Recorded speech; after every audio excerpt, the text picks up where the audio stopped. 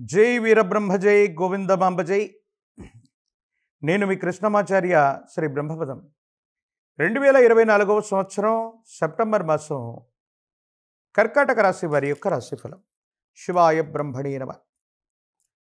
అష్టమ శని ప్రభావం ఒకవైపు, తీవ్రమైనటువంటి మానసిక, ఆర్థిక, ఆరోగ్యపరమైనటువంటి సంక్షోభాల మాసంగా కొంతకాలంగా కొన్ని మాసాలని మనం అభివర్ణన చేస్తూ వచ్చాం.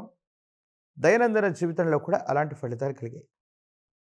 కానీ ఈ సెప్టెంబర్ మాసం నుంచి మాత్రం కర్కాటక రాశి వారి యొక్క జీవన గమనం మారిపోతుంది.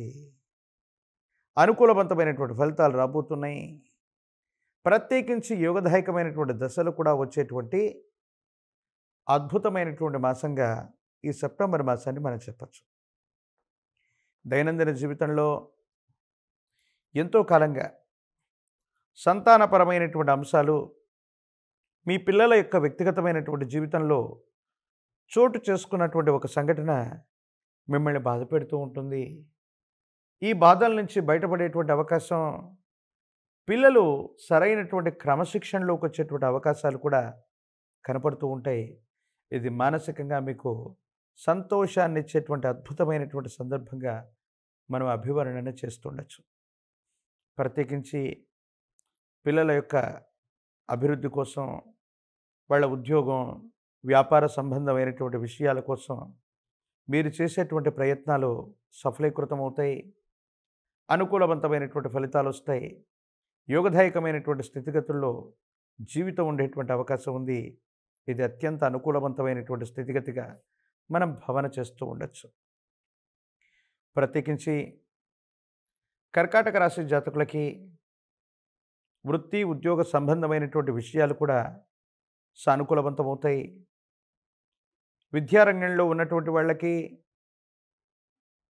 ఉన్నతమైనటువంటి విద్యను చదువుతున్నటువంటి వాళ్ళకి అత్యంత అనుకూలవంతమైనటువంటి ఫలితాలు రాబోతున్నాయి.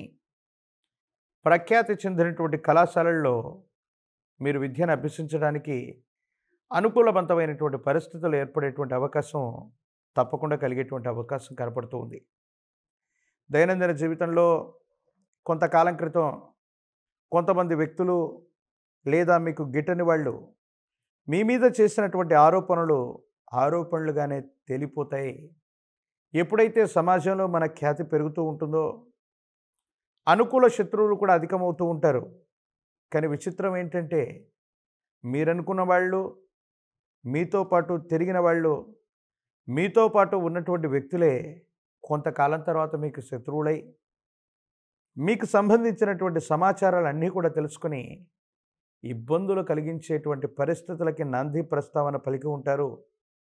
కొంతకాలంగా బాగా బాధపడ్డా, ఏమీ చేయలేనటువంటి స్థితిగతుల్లో ఉండిపోతూ కాలం భగవంతుడు చూసుకుంటాడన్నటువంటి మీ ఓర్పే వాళ్లకు ఖచ్చితంగా దండన విధిస్తుంది. భగవంతుడు కాలం వాళ్ళు చేసినటువంటి కర్మ ఫలితాలకి శిక్ష విధించేటువంటి సందర్భాన్ని కూడా మనం చూస్తూ ఉండొచ్చు. ఏది ఏమైనప్పటికీ కూడా కర్కాటక రాశి జాతకులకి అష్టమ శనిలో కూడా అద్భుతమైన ఫలితాలు రాబోతున్నాయి. కానీ కొన్ని యాదృచ్ఛికంగా ప్రమాద సంబంధమైనటువంటి సంఘటనలు కూడా జరిగే అవకాశం ఉంది. సెల్ఫ్ డ్రైవింగ్ విషయంలో తస్మాత్ జాగ్రత్త. ప్రమాదాలు జరిగేటువంటి ఆస్కారం ఉంది. అర్ధరాత్రి, అపరాత్రులు, సాయంకాల సమయాలు, ఒంటరిగా చేసే ప్రయాణాలు, సాహస క్రీడలకు దూరంగా ఉండడం చెప్పదగినటువంటి సూచన. అష్టమ స్థానంలో ఉన్నటువంటి శని భగవానుడి యొక్క స్థితి, రాహుకేతు సంబంధమైనటువంటి పరిస్థితులు, ప్రశ్నాశాస్త్రాన్ని అనుసరించి వచ్చినటువంటి ఫలితాన్ని బట్టి చూస్తే ప్రమాద సంబంధమైనటువంటి విషయాల్లో ఇబ్బందులు కలిగే అవకాశం ఉంది. డ్రైవింగ్ విషయంలో చాలా జాగ్రత్తగా ఉండండి, అప్రమత్తంగా ఉండండి. వేగవంతంగా వెళుతూ ప్రమాదాలకు గురవటమో, వేగంగా నడుస్తూ క్రింద పట్టమో, వీటి వల్ల ఇబ్బందులు, ప్రమాదాలు పొంచి ఉండేటువంటి అవకాశం ఉంది. కాబట్టి తస్మాత్ జాగ్రత్తగా ఉండటం చెప్పదగినటువంటి సూచన. ఆరోగ్యపరమైనటువంటి అంశాల పట్ల కూడా జాగ్రత్తగా ఉండండి. ఎంతో కాలంగా మీ శరీరాన్ని, ఆరోగ్యాన్ని ఇబ్బంది పెడుతూ ఉన్నటువంటి సమస్యల వైపు పట్టించుకోకపోవటం అవ్వచ్చు, సమస్యలను గురించి పట్టించుకోకుండా ఒకానొక సందర్భంలో ఆ సమస్య తీవ్రతరమై మిమ్మల్ని ఇబ్బంది పెట్టేటువంటి దాకా వేచి ఉండటం మంచిది కాదు. ఆరోగ్యం పట్ల కూడా శ్రద్ధ వహించాలి. తీవ్రమైనటువంటి పని ఒత్తిడి కారణంగానో, మనసు ఇతర ఆలోచనల మీద లగ్నమై ఉన్నటువంటి కారణంగానో మీ ఆరోగ్యాన్ని కాపాడుకోలేనటువంటి పరిస్థితులు ఏర్పడతాయి. దీనివల్ల మనసు మొత్తం కూడా ముఖ్యమైనటువంటి పనుల మీద లగ్నమై ఉన్నప్పుడు ఆరోగ్యాన్ని కాపాడుకోకపోతే మాత్రం కొన్ని ఇబ్బందులకి గురవ్వవలసిన పరిస్థితులు కూడా ఏర్పడుతూ ఉంటాయి. ఈ రాశి జాతకులకి రాజకీయపరమైనటువంటి రంగాల్లో ఉన్న వాళ్ళకి అనుకూలవంతమైనటువంటి ఫలితాలు రాబోతున్నాయి.